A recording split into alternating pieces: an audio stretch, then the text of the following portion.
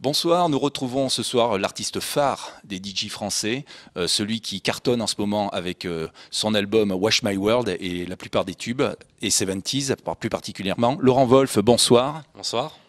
Alors, petit départ pour parler un peu de ta vie. Tu es né en 1970. Exactement, ouais, en 1970. Et où ça? Dans le 94, dans le Val-de-Marne.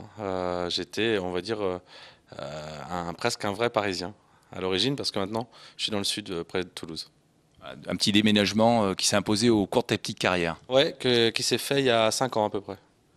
Donc, pour revenir un peu sur tes débuts, on peut dire que la passion de la musique t'a pris trop parce que vers 13 ans, je crois que tu as acheté tes premières platines, c'est ça? Ouais, en fait, j'en ai hérité auprès de mon oncle et il avait pas mal de vinyles. Lui, il organisait un peu des soirées avant. C'était un peu la période disco mobile pour lui. Puis quand il a arrêté, ben, il y avait ça qui traînait dans le garage. J'ai commencé à installer ma chambre avec sa vieille chaîne hi-fi, ses vinyles. Et bon, bah, dès que j'ai commencé à toucher à ça, après, je me suis jamais arrêté. Voilà. Pendant 5 ans, je crois que tu t'es enfermé dans ta chambre, si mes fiches sont exactes. Ouais, c'est ça, ouais, tout à fait, 5 ans. Au grand plaisir de mes parents et de mes voisins qui entendaient la musique à fond tous les jours. Mais ouais, ça m'a plu, c'est comme ça. Un peu comme si j'avais découvert ma voix, quoi. Et donc, du coup, à 18 ans, 5 années plus tard, tu pars et tu postules dans un club, une boîte de nuit. Ouais, parce que ben, en fait, dans mon adolescence, quand j'ai appris à mixer, j'avais qu'une hâte, c'est d'avoir mes 18 ans et de commencer à me présenter en club, parce qu'avant 18 ans, on pouvait pas jouer. Et, donc, je me suis présenté à Créteil, où là, ils avaient besoin d'un remplaçant pour juillet-août, parce que le DJ qui travaillait là-bas sur place voulait prendre ses vacances. Et du coup, le pauvre, je suis resté, j'ai travaillé 1 an et demi là-bas, j'ai pris sa place indirectement. Voilà. Alors, un malheur pour un, mais un bonheur pour un autre. Donc, ça, une année et demie où tu as appris le métier de DJ, mais le vrai métier de DJ, pas le métier tel que tu connais au jour d'aujourd'hui. C'est musique généraliste. Ouais, c'était à l'époque les clubs généralistes où on mélangeait vraiment tous les styles de musique je pense que c'était intéressant, même si c'était pas la musique que j'affectionnais. Moi, je voulais vraiment aller vers la dance music, vers la musique électronique.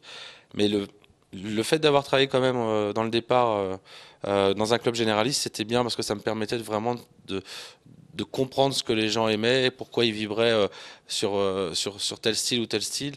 Et, je pense que c'est une bonne école d'abord de commencer généraliste avant de se spécialiser.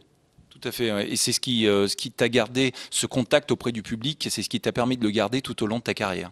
Ouais, puis ce travail en club généraliste, il y avait toujours cette phobie d'avoir le patron sur le dos qui disait la piste est en train de se vider, il faut que tu rattrapes ça de suite. Et je pense que même sur mon travail de production maintenant, c'est ce qui fait que peut-être je produis des choses qui fonctionnent, qui sont efficaces, parce que j'ai tellement été, on va dire, habitué à surtout faire plaisir à un maximum de monde et que les gens restent accrochés à un style musical ou à une manière de jouer la musique. Je pense que ça formate un peu l'esprit des DJ. Pour ça que les DJ qui produisent souvent sont habitués à savoir ce que les gens veulent entendre et ce que les gens veulent danser. Alors, au bout d'un an et demi, tu penses avoir assez d'expérience et tu postules directement au Queen. Donc, tu vas passer une audition. Et ça se passe comment alors? Bah, le Queen, c'était le rêve à l'époque parce que le Queen, c'était un des clubs, un des premiers clubs électro en France et qui en même temps était doublé d'une connotation d'être le premier club gay. Bon, après le Boy, mais le Boy, ça a eu une courte vie puisque ça fermait très rapidement. Et moi, pour moi, c'était vraiment là que je voulais aller travailler parce que à l'époque, bah, j'étais à Créteil, c'était généraliste. Au bout d'un moment, je voulais vraiment jouer une musique différente et c'était le seul club en France qui permettait de jouer électro de minuit à 6 heures du matin sans faire de coupure slow, sans mettre de zouk ou de funk ou de changer.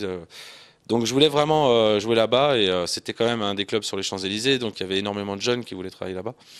Et donc un soir, j'ai réussi déjà à avoir un essai, ce qui était miraculeux parce que ça faisait longtemps que je cherchais cet essai. Et lorsque j'ai fait cet essai un mardi soir, on m'a on m'a dit de revenir la semaine suivante et la semaine suivante et puis ensuite j'y suis resté résident pendant 15 ans.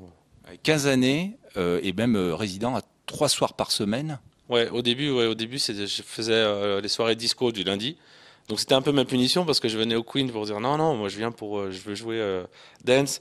Mais ils étaient tellement contents de ce que je faisais en disco qu'ils m'ont dit ok, en contrepartie on te donnera, au lieu de te donner une soirée électro, tu pourras en faire deux.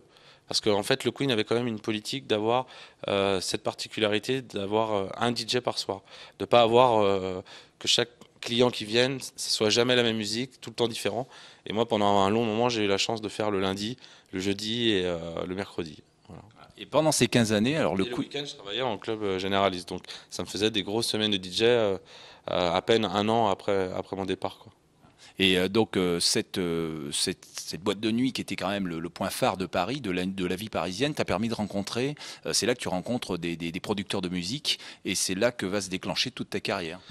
En tout cas, ma carrière de DJ était enclenchée au Queen, mais c'est là qu'a effectivement démarré ma carrière de compositeur et de producteur.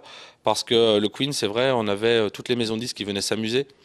Et à l'époque, il y avait pas mal de maisons de disques qui cherchaient des remixeurs qui permettent de transformer des titres qui étaient, on va dire, pop ou de variété en musique club. Donc j'ai fait mes armes vraiment en termes de production au travers de remix.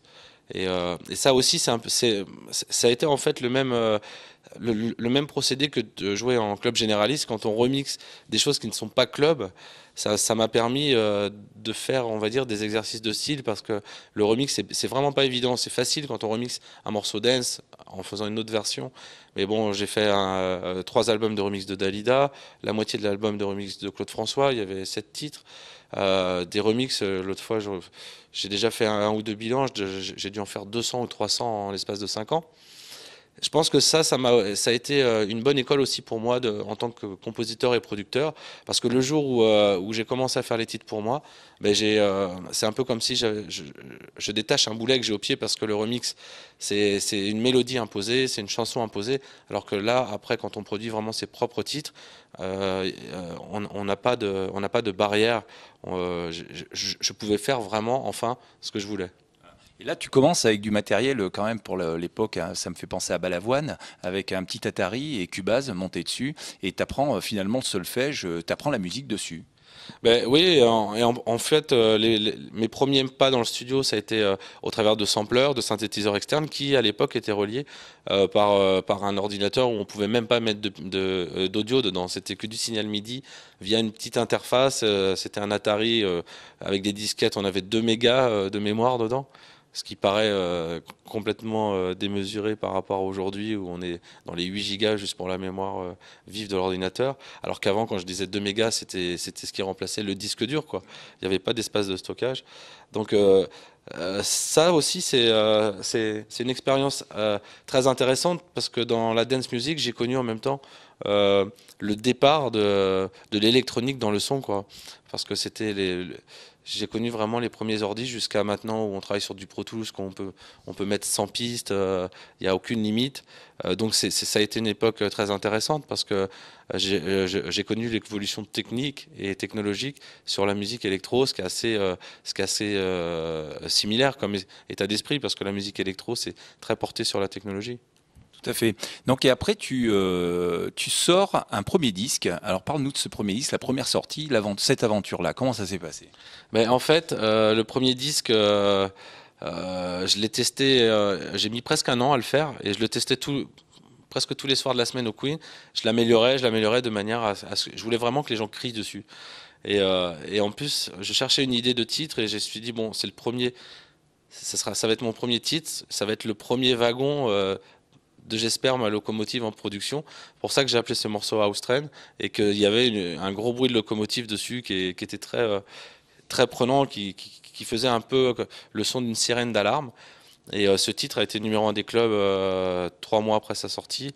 Donc ça a été très encourageant pour moi, parce que je pense que quand on fait un premier titre et que ça fonctionne pas, on doit peut-être se dire on n'est pas fait pour ça. Alors que moi, j'ai vraiment eu la chance d'avoir tout de suite une bonne réaction. Donc ça a été très motivant pour moi. Et ensuite, j'ai enchaîné les titres et les titres et les titres.